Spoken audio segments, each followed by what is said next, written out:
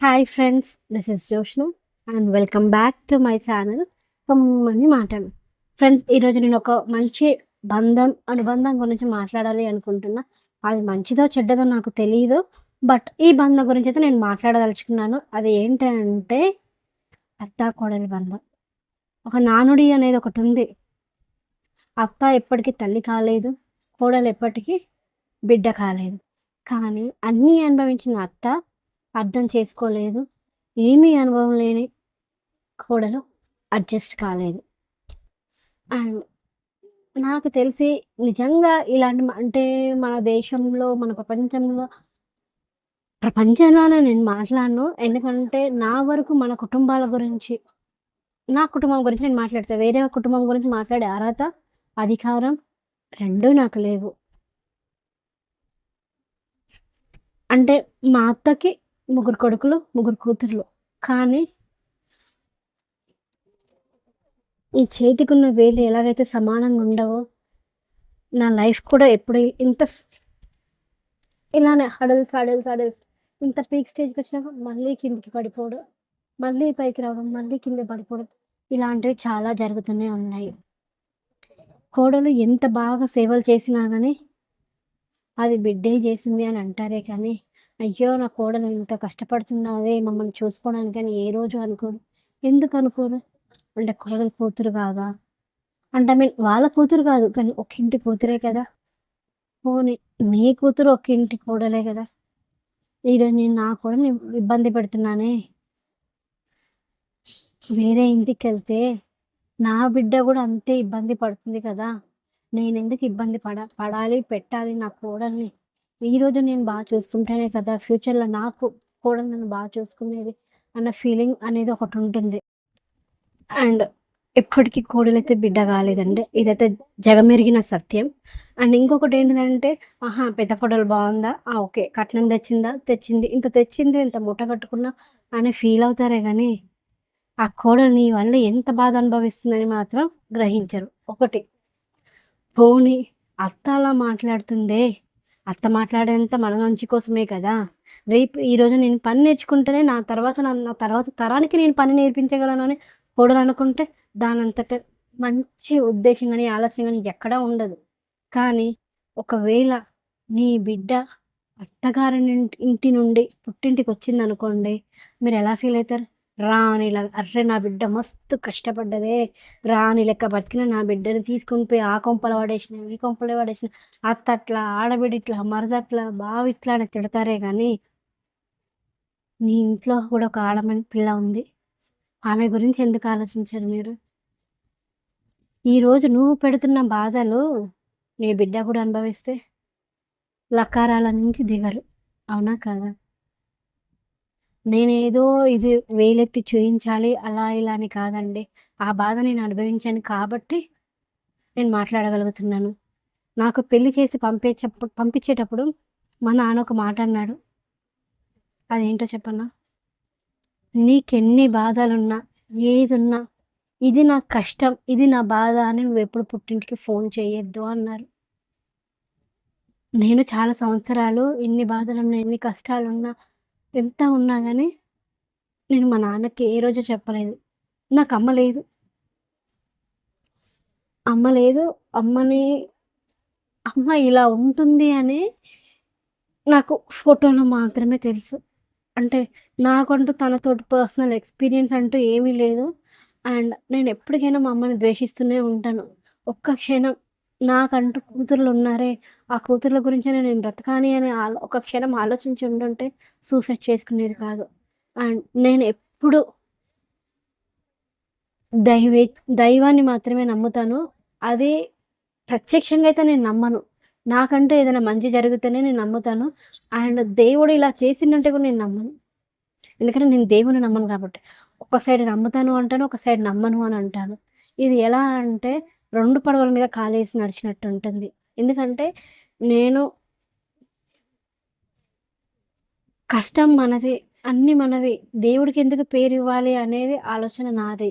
కానీ దేవుడనేవాడు లేకపోతే మనము ఉండము, ఉండలేము అని అందరూ అంటారు. కొద్ది రోజులు దేవుడి మీద నమ్మకం లేక అలా, అలా, అలా, అలా నడుచుకుంటూ ఎళ్ళాను. కానీ ఇప్పుడిప్పుడు నాకు జరుగుతున్న మంచి గాని, చెడు గాని అన్నిటిని దృష్టిలో పెట్టుకొని చూస్తే అనిపిస్తుంది. నాకు దేవుడున్నాడు. కానీ ఆ దేవుడు తీసుకెళ్ళింది మనం బలవంతంగా వెళితే ఆ మరణానికి అర్థం ఉండదు. మన జీవితానికే అర్థం. మరణానికేంటి జీవితానికి కూడా అర్థం ఉండదు. ఆ రోజు మా నాన్న చెప్పిన మాటని కట్టుబడి నేను ఎన్ని కష్టాలు అనుభవిస్తున్నా, ఏమి చేస్తున్నా గానీ, ఏ రోజు మా నాన్నకి చెప్పలేదు. కానీ అదే కూతుర్లు చెప్తే ఒక తండ్రి ఉండగలడా అండి? నేను అనుభవించిన బాధలు చెప్తే. సో, మా నాన్నకి అలా బాధ పెట్టడం నాకిష్టం లేదు. సో, అత్తగారింట్లో ఎన్ని కష్టాలు పడ్డా, బాధలు పడ్డా, నన్ను ఛీ అని, తూ అని నా మీద ఊసినా గానీ ఏ రోజు నేను బాధపడలేదండి. బాధపడ్డాను. బట్ ఆ బాధని ఎవరితో పంచుకోలేదు. అండ్ నిజం చెప్పాలి అంటే, మనకి సపోర్ట్ చేసే భర్త ఉంటే, అది ఎలాంటి జీవితమైనా సరే వావ్! అనే ఫీలింగ్ ఉంటుంది. కానీ భర్తే సపోర్ట్ చేయకపోతే, ఒంటరి ఆడదాని జీవితం ఏ మలుపు తిరుగుతుందని చెప్పండి? నిజం చెప్పాలి అంటే, నా చేతిలో ఒక సంవత్సరం బాబుని చేతిలో పెట్టుకొని, నా భర్తకి క్యాన్సర్ అని తెలిసిన తర్వాత మా అత్త గాని, మా ఆడపడుచులు గాని ఎవరు నా కాల్ కూడా ఎత్తలేదు. కానీ నేనన్నాను, నాకు మీ డబ్బు సాయం ఏం అవసరం లేదు. కష్టమో, నష్టమో నా బాధ నేను పడతాను. హాస్పిటల్‌కి బాబుని తీసుకురానివ్వట్లేదు. ఒకవేళ తీసుకెళ్ళినా గాని బయటే ఉండాలి. డాక్టర్ వరకెళ్ళి మాట్లాడనివ్వట్లేరు. బాబుని చూసుకోండి అన్నందుకు ఒక మాటన్నారు. మీ పిల్లగాన్ని మాతో పెట్టుకుంటే మీ రోగాలు మాకొస్తాయి అని అన్నారు. ఆ రోజు మనసు ఇరిగిపోయింది బంధాల మీద. ఆ రోజు మేము మొత్తం అంటే మొత్తం ఎట్లా అంటే బంగారం అమ్మి, అదమ్మి, ఇదమ్మి అంతా నా భర్తకైతే ఆల్మోస్ట్ క్యూరింగ్ స్టేజ్‌కైతే వచ్చింది. కానీ జీరో అయిపోయినా. జీరో అయిపోయిన తర్వాత అప్పుడు గూడా దగ్గరికి రాలేదు. అమ్మో! ఉప్పులకు, పప్పులకు మమ్మల్ని అడుగుతారేమో, అరువు అడుగుతారేమో, డబ్బులు అడుగుతారేమో, ఎలా అని మా దగ్గరికి రాలేదు. కానీ నేను కూడా ఒక 2 ఇయర్స్ వరకు వాళ్ళతోటి అంటే సరిగ్గా మాట్లాడకపోవడం, వాళ్ళ దగ్గరికి పోకపోవడం ఇలాంటివి చాలానే చేశాను. నేనేం పెద్ద పద్ధతి తెలిసిన దాన్ని అని నేనైతే మాట్లాడను. నేనంటూ మళ్ళీ ఒక స్టేజ్‌కొచ్చిన తర్వాత మళ్ళీ వాళ్ళతో మాట్లాడాలి అనుకున్నాను. నేను అప్పుల ఊబి నుండి బయటపడి అన్నీ సెట్ అయిన తర్వాత నాకు రోడ్ మీద కాదు ఊరికెళ్ళాకనే. ఊరికెళ్ళిన తర్వాత మా అత్త ఒక మాట అన్నది. "మేము చచ్చిపోయినాం అనుకున్నావా? మాకెందుకు చెప్పలేదు" అన్నది. కానీ నీ కొడుక్కి బాగాలేనప్పుడు నీకు ఫోన్ చేసి మా అత్త ఏమన్నది తెలుసా? "భూమి మీకోసం అమ్మితే రేపు మమ్మల్ని ఎవరు చూసుకుంటారు" అన్నది. ఏ నీ కన్న కొడుకు కాదా? చెప్పండి. అదే నీ అల్లుడికి బాగాలేనప్పుడు, యాక్సిడెంట్ అయినప్పుడు, నీ దగ్గరున్న బంగారం మొత్తం కుదబెట్టి డబ్బులిచ్చినవే, నీ అల్లుడు అసంటోడు కొడుకు కాదు. చెప్పండి. అంటే కూతురైతే పసుపు కుంకాలతోటి ఉండాలి. కోడలు లేకపోయినా పర్వాలేదు. అంటే నా భర్తకి తక్కువ జీతం వస్తుందనే గదా! మాకు చిన్న చూపు చూసింది ఆ రోజు.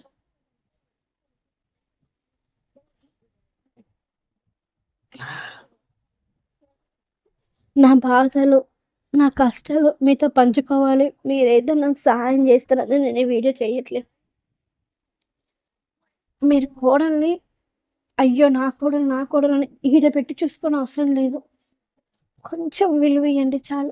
కొద్దిగా అంటే కొద్దిగా విలువిస్తే, అయ్యో! నా మాటకు విలువనిస్తుంది మా అత్త అనే ఫీలింగ్‌లో కోడలు కూడా కూతురులాగా నడుచుకునే అవకాశం ఉంటుంది. రాగానే నా కూతురు అనంటే అక్కడే కోడలికి దెబ్బతినేది మనసు. జాగ్రత్త. ఇప్పటికే నేను ఈ నానుడి వింటూనే ఉంటాను. అత్త ఎప్పటికీ తల్లి కాదు. తల్లి కాలేదు. తల్లి కాదు. అత్త ఎప్పుడు తల్లి కాలేదు కోడలికి. అండ్ కోడలికి ఎప్పుడు అత్త బిడ్డ కాలేదు. కనీసం ఈ 21st సెంచరీలోనైనా అట్‌లీస్ట్ తల్లి కూతురులలాగా కాకపోయినా కనీసం అట్‌లీస్ట్ ఫ్రెండ్స్ లాగా ఉండండి. ఫ్రెండ్స్ లాగా చూడండి. మీకు లాగానే మీకెన్నో అనుభవాలున్నాయి. ఎన్నో ఉన్నాయి.